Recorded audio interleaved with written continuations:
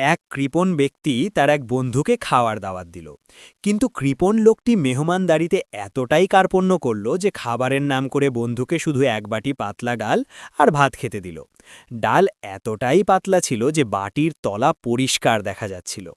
বন্ধুটি মনে মনে হাসলেও কিছু না বলে চুপচাপ খেয়ে নিল।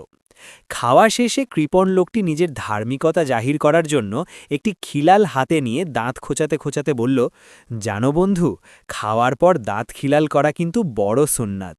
এতে দাঁতও পরিষ্কার থাকে, আবার সোয়াবও পাওয়া যায়। বন্ধু তখন মুচকি হেসে উত্তর দিল, আরে থাক বন্ধু, তোমার এই ডাল খেয়ে আর কষ্ট করে দাঁত খিলাল করার কোনো প্রয়োজন নেই। কৃপণ লোক অবাক হয়ে জিজ্ঞেস করল, কেন বন্ধু, সুন্নাত আমল করব না? বন্ধু তখন অট্টহাসি দিয়ে বলল, আরে ভাই, তুমি যে পানির মতো ডাল খাওয়ালে, সেটা তো দাঁত পর্যন্ত যাওয়ার আগেই শরবতের মতো সরাসরি পেটে চলে গেছে। এই ডাল কি আর দাঁতের ফাঁকে আটকানোর মতো যোগ্যতা রাখে? শুধু শুধু কাঠিটা নষ্ট করো না। কৃপণ লোকটি তখন লজ্জায় লাল হয়ে মাথা নিচু করে বসে রইল।